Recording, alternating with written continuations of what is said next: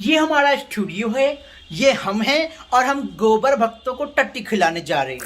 Report शुरू करने से पहले बता दूं, ये खबर गोदी मीडिया में भी आ चुकी है। हालांकि प्रिंट मीडिया में आई है, टेलीविजन वाली मीडिया में, मेन स्ट्रीम मीडिया में नहीं आई है, प्रिंट मीडिया में आ चुकी है। और जान लीजिए, ये खबर मैं अपने मन से नहीं बता रहा हूं, अपने पेट से मोदी जी की तरह मन की बात नहीं कर रहा हूं हवा में। मैं टट्टी से और नाले से गैस बनाने वाला झूठ नहीं बोल रहा हूं, मैं तथ्यों पे बात कर रहा हूं।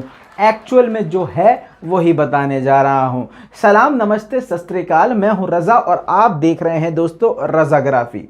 दोस्तों, जो मैं खबर आपको बताने जा रहा हूं, ये भारत के पूर्व रक्षा मंत्री की तरफ से खबर है और उनका दावा है। कोई आम व्यक्ति होता तो आप और हम सोचते कि ये बीजेपी की चिड़ में शायद ये बात बोली जा रही है, लेकिन रक्षा मंत्री, पूर्व रक्षा मंत्री जो पहले डिफेंस मिनिस्टर रह चुके हैं, उनका बयान ऐसा आना बहुत बड़ी बात है और मायने रखता है। क्योंकि अंधभक्तों की तरह नाक में घर में उंगली डालते हुए, गोबर खाते हुए बातें बोलना आसान है, लेकिन कोई जब डिफेंस मिनिस्टर रह चुका है, उसको जितना पता है, उसके जहां तक लिंक है और उस लिंक के जरिए वो अगर बात कुछ कहता है तो उस बात में दम होता है। जी हां दोस्तों, पूर्व रक्षा मंत्री AK एंटनी ने साफ साफ कहा है कि मोदी जी ने चीन के सामने घुटने टेक दिए हैं। बहुत सारे वजह और तथ्य भी रखे हैं जो कि आपको सोचने पर मजबूर कर देंगे। हां, अगर आप राष्ट्रभक्त हैं तो आप जरूर इस बात को सोचेंगे। मोदी भक्त में और राष्ट्रभक्त में जमीन और आसमान का फर्क है। अगर आप मोदी जी के भक्त हैं तो मोदी जी को भगवान मानते होंगे और टट्टी पेशाब खाते पीते होंगे, लेकिन अगर आप सच में राष्ट्रभक्त हैं तो आप इस जमीन को सजदा करते होंगे। और जमीन से जो गद्दारी करे, चाहे वो प्रधानमंत्री हो, चाहे वो नेता हो, चाहे वो आम आदमी हो, चाहे मैं हूं, चाहे आप हो, उसको आप गद्दार ही कहेंगे।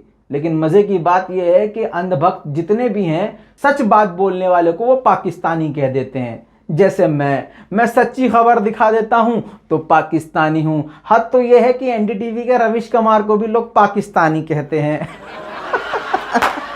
खैर, अब सीरियस हो जाइए और बात सुनिए। पूर्व रक्षा मंत्री ने साफ कर दिया है कि बीजेपी सरकार ने, यानी 56 इंच वाले ने चीन के सामने घुटने टेक दिए हैं। बहुत सारी वजह उन्होंने बताई, जिसमें सबसे बड़ी वजह यह है कि पूरी सेना ये चाह रही थी कि रक्षा बजट बढ़ाया जाए। रक्षा बजट यानी उनको हथियारों के लिए जो रकम दी जाती है वो बढ़ाया जाए। मतलब सेना के लिए जो जो सामान आता है उसके लिए एक बजट दिया जाता है। बच्चों के लिए समझा रहा हूं, एक पैसा दिया जाता है कि बेटा ये लो, अपनी जरूरत का सामान पूरा कर लेना। हर साल ये बजट बढ़ाया जाता है जैसे महंगाई बढ़ रही है। 100 रुपए लीटर पेट्रोल हो चुका है। सभी अंधभक्तों को मुबारक हो, अपनी गाड़ियों में अब गोबर डालिए, पेशाब डालिए, मूतिए और उसी से गाड़ी चलाइए। आगे सुनिए। इस बार का जो बजट आया है, आप और हम और सारी दुनिया जानती है, सिर्फ ये बजट अंधभक्तों को पसंद आया है क्योंकि ये उनके पिताजी ने पेश किया है। इस बजट में इनको राष्ट्र से कितनी मोहब्बत है। ये नारंगी चूजे चकर चकर चकर करते फिरते हैं, हमारी सेना ये, हमारी सेना वो, लेकिन इनकी औकात इस बजट में सामने आ गई। बीजेपी भारतीय सेना की कितनी रेस्पेक्ट करती है, कितनी फिक्र करती है, वो इस चीज से समझ लीजिए कि बजट 1.48% से बड़ा है। जी हां, फिर से बताऊं आपको, ये कान ऐसे कीजिए। हाँ, क्या पता गू चला गया हो, इतना खाते हो, गोबर में नहाते हो, तो ऐसे ऐसे करके सुनो। अच्छा इंग्लिश तो आती नहीं होगी। 1.48% सिर्फ सैनिकों का, भारतीय सेना का बजट बढ़ाया है सरकार ने। ताली तो होनी चाहिए। मुझे तो लगता है, अरे सुन, तो ऐसा तो नहीं है सेना में ना कोई बेच दिया हो। खैर, आगे चलिए। और ये मैं नहीं बोल रहा हूं, ना ना ना ना ना, पूर्व रक्षा मंत्री एंटनी का साफ साफ बयान है जी। माननीय एंटनी ने साफ साफ ये कहा है कि गलवान घाटी और पैंगोंग झील से भारतीय सेना का पीछे हटना मोदी सरकार की सबसे बड़ी हार है। बेशक से पीछे हटना तनाव को कम करना था, लेकिन जिस तरह से बफर 10 किलोमीटर जोन बनाने को कह दिया है और एक तरह से चीन की ही शर्त मान के बीजेपी ने अपने सैनिकों को यानी भारतीय सेना को कमजोर करते हुए उनकी सबसे मजबूत जगह से पीछे उनको हटने को कह दिया है। इसका मतलब यह है कि मोदी जी ने घुटने चीन के सामने टेक दिए हैं। पूर्व रक्षा मंत्री ने यह भी आगे बताया कि पाकिस्तान और चीन दोनों की तरफ से जंग की कभी भी शुरुआत हो सकती है। दोनों मोर्चे पर भारत को खतरा है। ऐसे में भारतीय सेना को कमजोर करने वाली हरकत मोदी सरकार ने की है कि उसको पीछे हटा लिया है और अंदर घुसने की 10 किलोमीटर तक आवाजाही की परमिशन चीन को दे दी गई है। ऐसे में उनका यह भी कहना है, जैसा कि आप मेरी पिछली रिपोर्ट में जान चुके हैं, कि पाकिस्तान भी बार बार गुर्रा रहा है।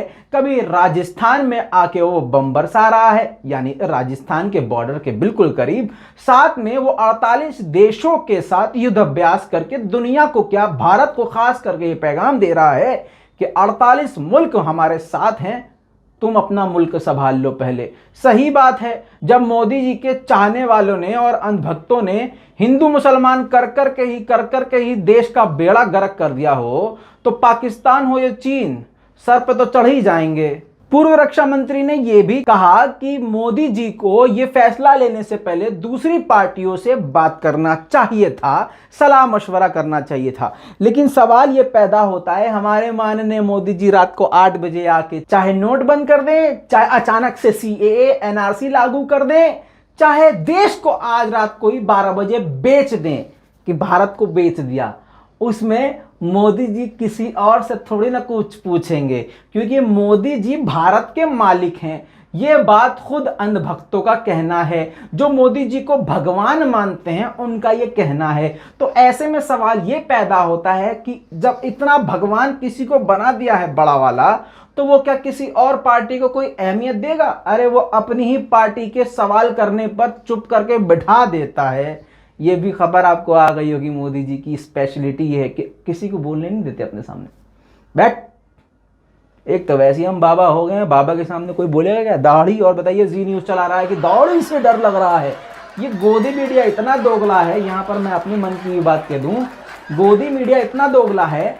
अगर मुसलमान, याद होगा आपको कुछ साल पहले मुसलमानों की दाढ़ी पर बड़ा ऑब्जेक्शन होता था, दाढ़ी पकड़ के आग लगा देते थे, दाढ़ी में दाढ़ी काट देते थे, दाढ़ी पकड़ के मारा करते थे, बहुत सारी मॉब लिंचिंग हुई। लेकिन आज आप पापा ने जब रख ली लंबी लंबी दाढ़ी, पता चला पाकिस्तान डर रहा है इनकी दाढ़ी से। वाह बेटा, जितनी लंबी तुमने दाढ़ी रखी है ना, उतनी लंबी तो पाकिस्तान वालों की।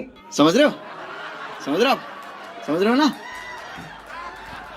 खैर छोड़ो, अब बात पाकिस्तान की भी ना करें, यहां पर बात पाकिस्तान की भी ना करें। अगर भारत के मुसलमानों की करें तो किसी भी मस्जिद में चले जाओ, मुसलमानों की भी छोड़ो, ये सिखों में चले जाओ, इतनी लंबी लंबी दाढ़ी मिलेगी ना, दाढ़ी में हो जाओगे तुम। दाढ़ी से डर लग रहा है। पूर्व रक्षा मंत्री एंटनी ने यह भी कहा, जो कि जेन्युइन बात है, कि भारत सरकार ने सेना का बजट इसलिए नहीं बढ़ाया ताकि चीन को यह पैगाम जाए कि भैया हम लड़ना नहीं चाहते। देखो, हम तो अपनी सेना को भाई ताकत भी नहीं दे रहे, हम उसकी पावर भी नहीं बढ़ा रहे, हम उसको अपग्रेड भी नहीं कर रहे हैं। इवन बस आप हमारी ये बात मान लो, 10 किलोमीटर की जमीन अंदर ले लो, आप अपनी बफर जोन बना लो, बस ये है कि पीछे हट जाओ, प्लीज पीछे हट जाओ। देखो अभी चुनाव आने वाला है, हमें पाकिस्तान पर सर्जिकल स्ट्राइक करना है, 2-4 बम गिराने हैं, टट्टी बम गिराना है, गोबर बम गिराना है। बस अल्लाह करे इस बार अपना कोई आदमी ना गिर जाए, वहाँ हवाई जहाज लेके जाए, वहीं गिर जाए, वो फिर कॉफ़ी पिलाए, चाय पिला, वो वहाँ हमारा सैनिक वहाँ जाके अपने ही गोदी मीडिया की बात लगा के आ जाए, सारी पोल पट्टी खोल दे और सारी ज़िंदगी हमें जिल्लत चुनानी पड़े, और बाद में वो यहाँ पर आने के बाद स्टेटमेंट चेंज, मतलब अल्लाह करे ऐसा ना हो। खैर आगे समझिए, सिर्फ ये पूर्व रक्षा मंत्री का कहना नहीं है, बड़े बड़े स्पेशलिस्ट का और जानकारों का ये कहना है कि भारत का ये कदम बेहद बेवकूफ़ी भरा था। आखिर क्यों मोदी सरकार इतनी जल्दी झुक गई? अगर भारतीय सेना मजबूत थी और अगर इतनी ज्यादा पावर में थी और 1 इंच भी झुकने को तैयार नहीं थी, तो भारतीय सेना को इतना पीछे क्यों हटना पड़ा? वो भी जाहिर से बात है, सेना पीछे नहीं हटना चाहती थी, प्रेशर सरकार ने डाला था। क्योंकि मोदी जी का अभी सारा ध्यान, ये मैं नहीं बोल रहा हूं, ये पूर्व रक्षा मंत्री ने कहा है कि मोदी जी का सारा ध्यान पाकिस्तान और चीन के बॉर्डर पर नहीं है। दिल्ली के अंदर जो बॉर्डर बना दिया है किसानों और दिल्ली के बीच में, सारा ध्यान मोदी जी का उस पर है। दोस्तों, अगर आपको कोई बात मेरी गलत लगी होगी तो हम पर घंटा भी कोई फर्क नहीं पड़ेगा, क्योंकि इसका सबूत भी हमारे पास है। भैया लगा दो जरा सबूत। हाँ, ये जो है गोदी मीडिया का प्रिंट मीडिया है, जिस पर पूरी खबर मौजूद है। और अगर किसी भी अंधभक्त को कोई प्रॉब्लम हो तो भैया ऐसा तो हो ही नहीं सकता कि तुम्हारा बाप तुमसे माफ़ी मांगे। ठीक है, तुम गोबर खाओ, टट्टी खाओ, पेशाब पियो, अपने भारत को तोड़ो, हिंदू मुसलमान करो, यही करो। वैलेंटाइन डे पे तुम रेस्टोरेंट को तोड़ फोड़ करो, आग लगाओ, कपल को पकड़ो, उनका ब्याह करवाओ, उनको मारो पीटो, लेव जिहाद करो। तुम जो भारत की हालत कर रहे हो ये सारी दुनिया जान रही है। मोदी जी चाहे सारा मीडिया चीन की तरह बंद कर दे, लेकिन जितनी भी आवाज दबाई जाएगी उतनी ही तेज ये आवाज दुनिया तक पहुंचाई जाएगी ऊपर वाले के द्वारा। क्योंकि हम ऊपर वाले पे भरोसा करते हैं और आप अपने बनाए हुए मोदी जी भगवान पर भरोसा करते हैं। तो दोस्तों, कहने का मतलब ये है कि हमारे चैनल को सब्सक्राइब कर लीजिएगा, क्योंकि ऐसी खबर कोई भी आपको नहीं दिखाएगा। इस पूरी रिपोर्ट के बारे में आपका क्या कहना है नीचे कमेंट में जरूर लिखिएगा। अगर मेरी बात कोई सही ना लगे तो ये दिमाग में रखिएगा कि मैंने अपने मन से ये बात कोई नहीं कही है। हालांकि मन की बात मैं भी कह सकता हूं मोदी जी की तरह, लेकिन हम मोदी जी के अंधभक्त नहीं हैं, इसलिए हम मन की बात यहां नहीं करते हैं। और वैसे मोदी जी की तरह हम अपने वीडियो के कमेंट सेक्शन ऑफ नहीं करते और ना लाइक डिसलाइक छुपाते हैं। चलते हैं, इतना ही काफी है आज के लिए। जय हिंद।